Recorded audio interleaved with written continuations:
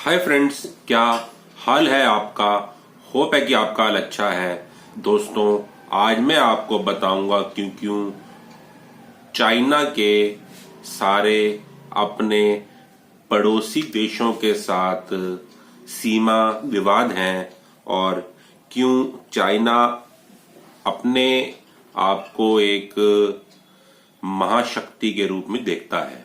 तो दोस्तों, अगर आपको इसका आंसर चाहिए तो आप ये वीडियो हमारा अंत तक जरूर देखिएगा और साथ ही साथ एक लाइक तो बनता है। दोस्तों, जो ये बात तो सबको पता है और ये इतिहास गवाह है कि चाइना की जो पॉलिसी है वो एक एक्सपेंशनिस्ट पॉलिसी है। वो अपनी टेरिटरी को और ज्यादा बढ़ाना चाहता है, चाहे उसके लिए उसे कोई भी स्टेप उठाना पड़े।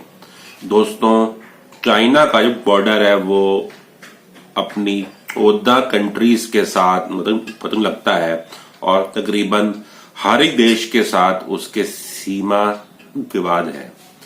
दोस्तों, चाइना शिंग डायनेस्टी के अंडर था, तब उसकी जो टेरिटरी थी वो बहुत ही सीमित थी। पर जैसे जैसे चाइना ऊपर उठता गया, उसकी एक्सपेंशनिस्ट पॉलिसी अब तक बरकरार है और अब तो कोई रूलर चाइना पे कोई राज नहीं कर रहा, पर जो उनकी पॉलिसी है वहां की गवर्नमेंट की, वो उसी अपने पूर्वजों के काम पे ही आधारित है।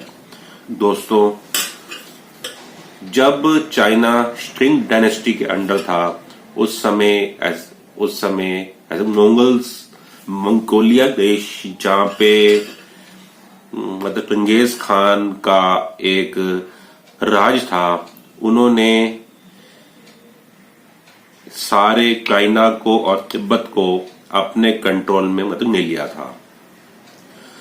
भारत के ऊपर उनका इसीलिए आक्रमण नहीं हो पाया क्योंकि यहाँ पर दोस्तों उस समय इंडिया पर मुगलों का राज था। तो और चंगेज खान जिसे बोला जाता है, वो उसने भारत पर आक्रमण करने से बचा। दोस्तों,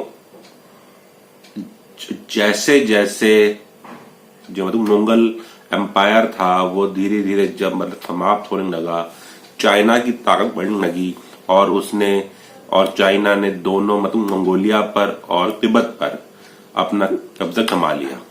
दोस्तों, चाइना ने इसीलिए तिब्बत पर आज तक अपना कब्जा जमाया हुआ है क्योंकि वो बोलता था कि हम पर मंगोलिया ने चाइना और तिब्बत दोनों पे राज करा है, तो अब हम पावरफुल हैं, तो हम मंगोलिया के कुछ हिस्से पर, जो कि इनर मंगोलिया जो कि चाइना के पास है, और तिब्बत पर राज करेंगे। दोस्तों, क्या ये कोई लॉजिक है? फॉर एग्जाम्पल, अगर ए, बी और सी 3 देश हैं, ए ने बी और सी पर राज करा अपनी पावर के साथ, और जब बी ताकतवर हुआ उसने ए और सी दोनों पे राज कर लिया। अब बी कह रहा है कि मैंने सी पर इसलिए राज करा है क्योंकि हम दोनों ए के कंट्रोल में थे और अब ए तो हट गया, इसलिए मैं सी पर राज करूंगा। क्या ये कोई लॉजिक है? तिब्बत एक इंडिपेंडेंट कंट्री था, एक पीस पसंदक देश था। उसको मंगोलिया ने चाइना के साथ अपने अधीन कर लिया, पर अब चाइना स्ट्रांग है तो उसने तिब्बत पर आज तक कब्जा करा हुआ है। इसे करीबन 50 साल हो गए, 50 से ज्यादा, शायद 70-80 साल हो गए, आज तक उनके ऊपर कब्जा हुआ है। दोस्तों, चाइना की पॉलिसी हमेशा ही एक्सपेंशनिस्ट हुई है और इसी पॉलिसी के चलते चाइना ने बहुत हद तक अपनी जो एरिया है उसे बढ़ाया। जब सोवियत यूनियन से कुछ देश अलग हुए तो उन देशों के ऊपर चाइना ने अपना आधिपत्य जमाना चाहा। उसके अंदर एक देश है कजाकिस्तान और उज्बेकिस्तान। इन दोनों देशों के ऊपर चाइना ने अपना मतलब एक मतलब रुतबा, अपनी एक पहुंच बढ़ानी चाहिए और उसमें वो मतलब कुछ हद तक उसमें सफल भी हो पाया है।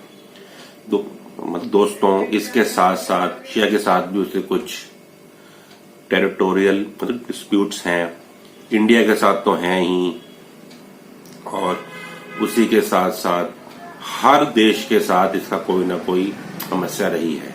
यहाँ तक कि जो छोटे देश हैं जैसे वियतनाम, फिलीपींस, उनके साथ भी आए दिन इनके मतलब कोस्टल एरिया में मतलब आइलैंड्स को लेकर इनके डिस्प्यूट्स होते रहते हैं।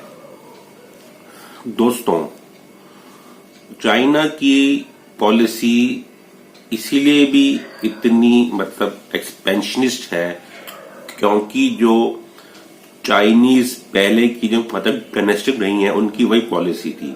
ये चाइना की एक मतलब गवर्नमेंटल सिस्टम एक मतलब सिस्टम के अंदर है कि अपने आप को मतलब एक्सपेंड करो। दोस्तों,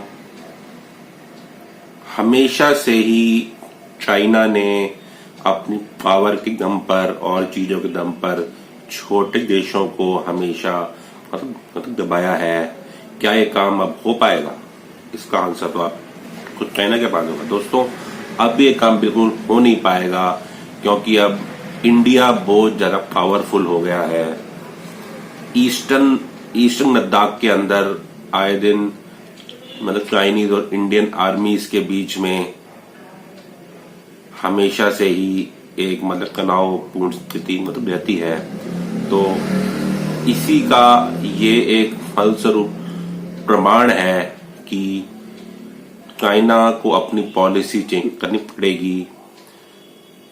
दोस्तों, जो अक्साई चीन एरिया था वो हमेशा भारत का था और चाइना ने 1962 में इससे इंडिया ने ले लिया ये कहकर कि ये हमारे तिब्बत का पार्ट है।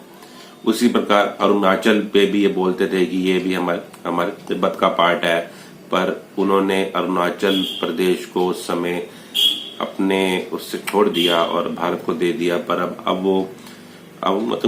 वो अपने मतलब लद्दाख के ऊपर इसकी हमेशा बनाते रहते हैं कि ये हमारा एरिया है।